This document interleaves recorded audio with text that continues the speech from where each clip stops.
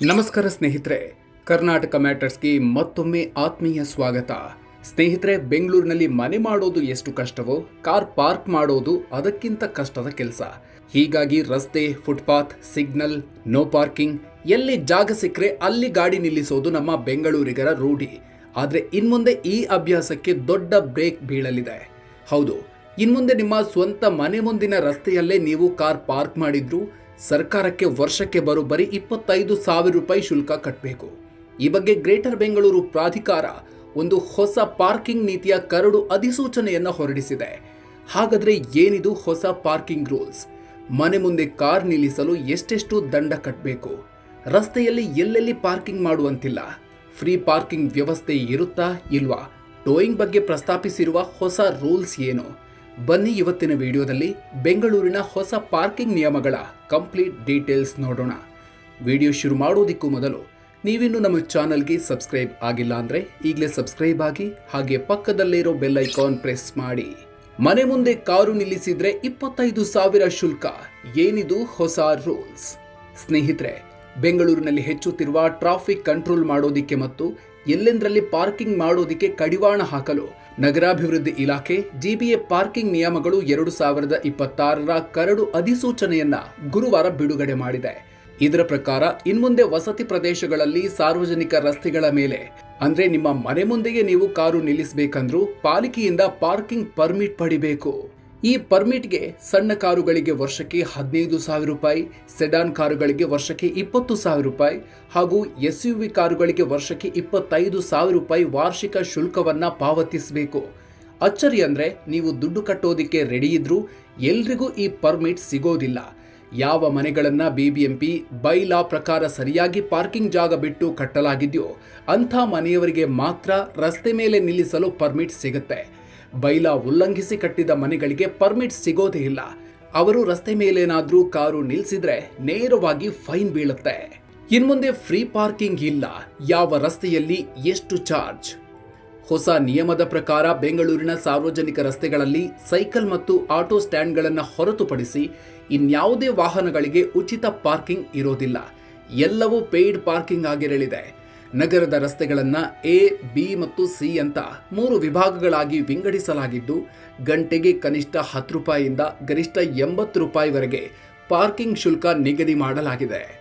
ದೀರ್ಘಕಾಲದವರೆಗೆ ಕಾರು ನಿಲ್ಲಿಸಿದ್ರೆ ಪ್ರತಿ 2 ಗಂಟೆಗೊಮ್ಮೆ ಶುಲ್ಕ ಹೆಚ್ಚಾಗ್ತಾ ಹೋಗುತ್ತೆ.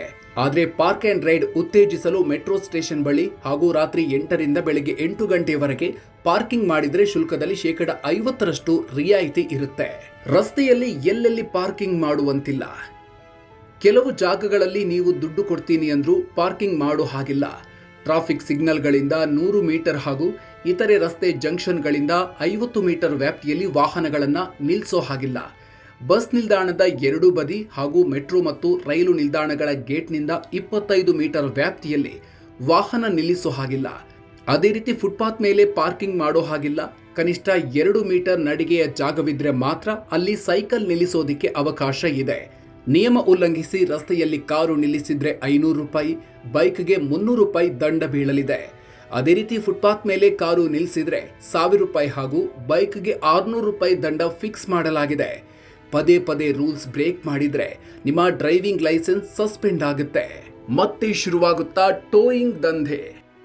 ಈ ಪಾರ್ಕಿಂಗ್ ನಿರ್ವಹಣೆಗೆ ಖಾಸಗಿ ಏಜೆನ್ಸಿಗಳನ್ನ ನೇಮಿಸಲಾಗ್ತಾ ಇದ್ದು, ಅವರಿಗೆ ವಾಹನಗಳ ಚಕ್ರಕ್ಕೆ ಲಾಕ್ ಮಾಡುವ ಮತ್ತು ಟೋಯಿಂಗ್ ಮಾಡುವ ಅಧಿಕಾರ ಕೊಡಲಾಗ್ತಿದೆ. ಆದರೆ ವಾಹನ ಎತ್ತುವ ಮುನ್ನ ನಂಬರ್ ಪ್ಲೇಟ್ ಕಾಣುವಂತೆ ಸ್ಪಷ್ಟವಾಗಿ ವಿಡಿಯೋ ರೆಕಾರ್ಡ್ ಮಾಡಬೇಕು. ಟೋಯಿಂಗ್ ಶುಲ್ಕವನ್ನ ಈ ಏಜೆನ್ಸಿಗಳು ಇಟ್ಕೊಳ್ಳುತ್ತೆ. ಫೈನ್ ಮಾತ್ರ ಬಿಬಿಎಂಪಿಗೆ ಹೋಗುತ್ತೆ. ಈ ಟೋಯಿಂಗ್ ಬಗ್ಗೆ ಟ್ರಾಫಿಕ್ ಪೊಲೀಸರು ನಿಗಾ ವಹಿಸಲಿದ್ದಾರೆ. ವಾಣಿಜ್ಯ ಕಟ್ಟಡಗಳಿಗೆ ಖಡಕ್ ಎಚ್ಚರಿಕೆ. ಖಾಲಿ ಸೈಟ್ ಇದ್ರೆ ಟ್ಯಾಕ್ಸ್ ಫ್ರೀ. ವಾಣಿಜ್ಯ ಕಟ್ಟಡಗಳು, ಮಾಲ್ಗಳು ಕಡ್ಡಾಯವಾಗಿ ತಮ್ಮ ಕಟ್ಟಡದಲ್ಲೇ ಪಾರ್ಕಿಂಗ್ ವ್ಯವಸ್ಥೆ ಮಾಡಬೇಕು. ಇಲ್ಲದಿದ್ರೆ ವಾರಕ್ಕೆ 5,000 ರೂಪಾಯಿ ಹಾಗೂ ಟ್ರೇಡ್ ಲೈಸೆನ್ಸ್ ರದ್ದು ಮಾಡಲಾಗುತ್ತೆ. ಇನ್ನು ನಿಮ್ಮ ಬಳಿ ಖಾಲಿ ಸೈಟ್ ಇದ್ದು ಅದರಲ್ಲಿ ಕನಿಷ್ಠ 15 ವಾಹನಗಳಿಗೆ ಪಾರ್ಕಿಂಗ್ ವ್ಯವಸ್ಥೆ ಮಾಡಿಕೊಟ್ರೆ ನಿಮ್ಮ ಆಸ್ತಿ ತೆರಿಗೆಯಲ್ಲಿ 50% ರಿಯಾಯಿತಿ ಸಿಗುತ್ತೆ. 30ಕ್ಕೂ ಹೆಚ್ಚು ವಾಹನಗಳಿಗೆ ವ್ಯವಸ್ಥೆ ಮಾಡಿದ್ರೆ ಆಸ್ತಿ ತೆರಿಗೆ ಸಂಪೂರ್ಣ ಫ್ರೀ ಆಗಲಿದೆ.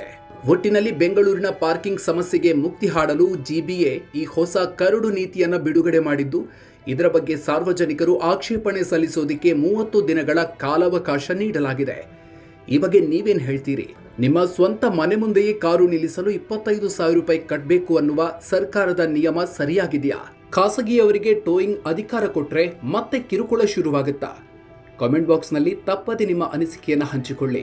ಈ ಇನ್ಫಾರ್ಮೇಟಿವ್ ವಿಡಿಯೋ ನಿಮಗೆ ಇಷ್ಟ ಆಗಿದ್ರೆ ವಿಡಿಯೋ ಲೈಕ್ ಮಾಡಿ ಮತ್ತು ಇದನ್ನ ಪ್ರತಿಯೊಬ್ಬ ಬೆಂಗಳೂರಿಗನಿಗೂ ಶೇರ್ ಮಾಡಿ. ಇದೇ ರೀತಿಯ ಮತ್ತಷ್ಟು ಇಂಟ್ರೆಸ್ಟಿಂಗ್ ಅಪ್ಡೇಟ್ಸ್ ಹಾಗೂ ನ್ಯೂಸ್ಗಾಗಿ ಮರೆಯದೆ ನಮ್ಮ ಕರ್ನಾಟಕ ಮ್ಯಾಟರ್ಸ್ ಯೂಟ್ಯೂಬ್ ಚಾನಲ್ಗೆ ಸಬ್ಸ್ಕ್ರೈಬ್ ಆಗಿ. ಮುಂದಿನ ವಿಡಿಯೋದಲ್ಲಿ ಮತ್ತೊಂದು ಇಂಟ್ರೆಸ್ಟಿಂಗ್ ವಿಚಾರದ ಜೊತೆಗೆ ಮತ್ತೆ ಸಿಗೋಣ.